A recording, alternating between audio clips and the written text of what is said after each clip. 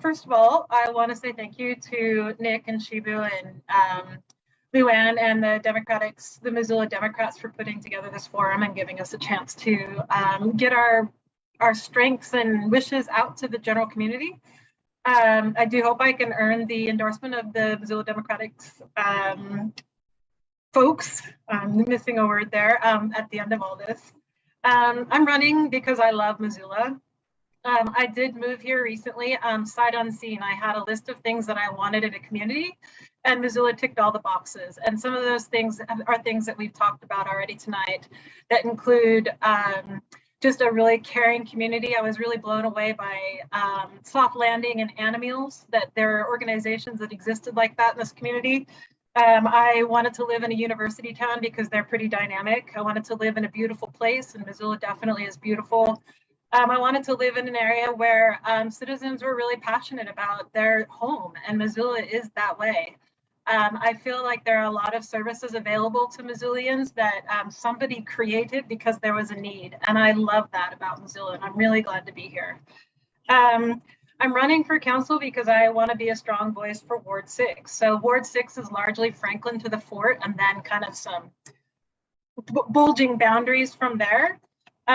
Because we have a character and we have values in Ward 6 that I'd like to make sure that I can continue to embrace and help Ward 6 constituents embrace while we look at big changes. We're looking at a lot of duplexes and infill in Ward 6, and it's great for affordable housing, but it also comes with some constituents who have some questions. I want to be a really accessible candidate that will encourage citizens to come and speak to their representatives about what's going on in their neighborhood. I have my background. I've always been a public servant. I don't think I've ever not worked for the government because I believe in public service. My heart lives in public service. I've always wanted to be on city council because of the proximity of government to constituents. You know, people can come knock on my front door. I can go knock on my city council member's front door and have a chat about things that I'm concerned about or things that I think are going really well. When I was doing my master's in public administration degree, we had a professor who said that cities and counties are the laboratories of democracy. And I believe that they're a place where we can experiment and really see how things are working and shift those things to really suit the needs of our community. And I really want to be a part of that. I have a background in science. I did genomics and published a few papers with some colleagues. So a strong research background. 15 seconds. Oh my goodness, that went quick. So what I'm really interested in is bringing data-driven decision-making to city council decisions. I'm really interested in finding unity. It's so divisive, and I'm sure that when we sit down and talk to folks for a while, we can find some common ground.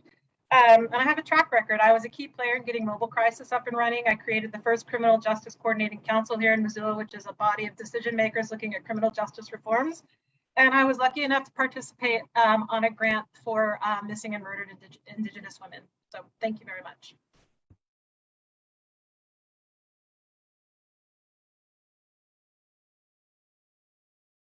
Well, I believe that government should be a social safety net. And so I like to vote for issues that actually show that they're going to help and assist people who are marginalized.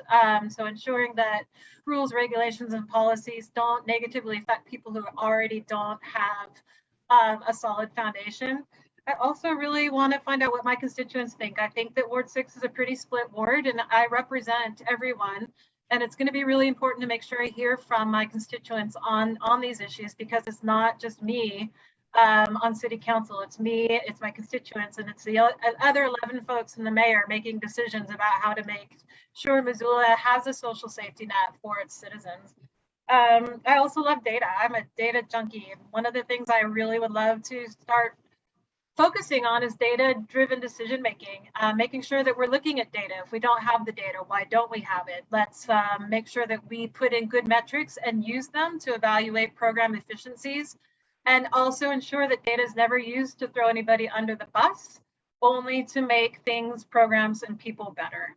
So those are three of the things that I'm really interested in making a decision.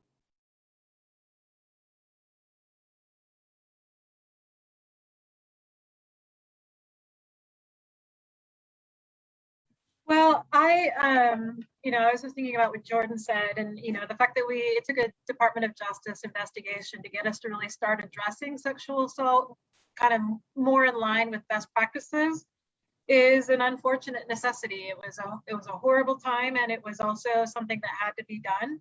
I do think there's still a lot more work to be done. For instance, I'd really like to see all of our law enforcement have crisis intervention training. When they have crisis intervention training, they at least get a bit of a skill set that allows them to park away some of their biases and really be good listeners and good fact takers.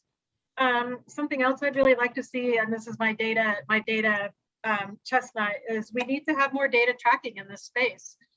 What happens to all the reports that are made? What happens to all the arrests that are made?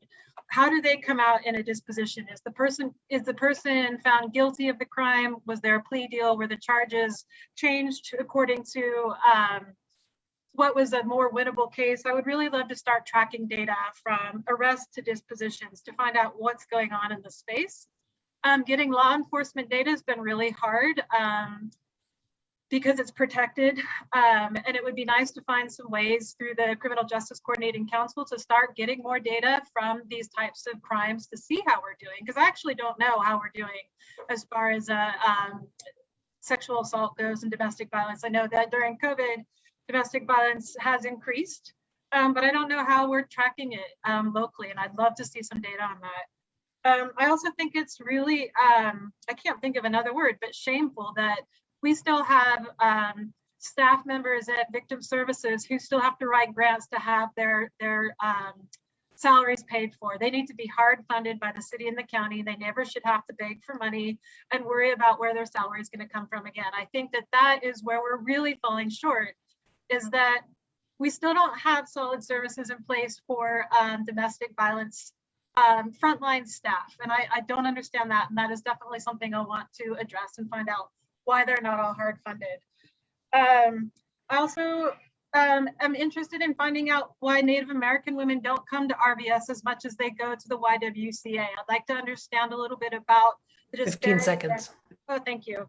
And finally, I'd also like to find out how we can get the mobile crisis team more involved in doing follow-up with victims and making sure that they're getting the services they need to get through a really horrific incident.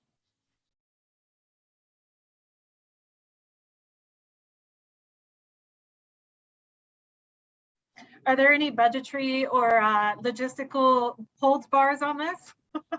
This is your imagination. There is no secret. I want to see a living wage. I think having a living wage would solve so many problems, and a living wage that's not $15 an hour. I think a living wage, honestly, is probably more like $20 to $25 an hour, so that people like myself who are a single mom don't have to work twice as hard to maintain a household. And I'm just part of a whole group of people who can barely afford to live in Missoula. And with those jobs comes just solid healthcare, so that people don't ever have to worry about medical bankruptcy and they can pay their bills. I think that when people have enough money to address and look after their basic needs, a lot of other things fall into place. And so living wage.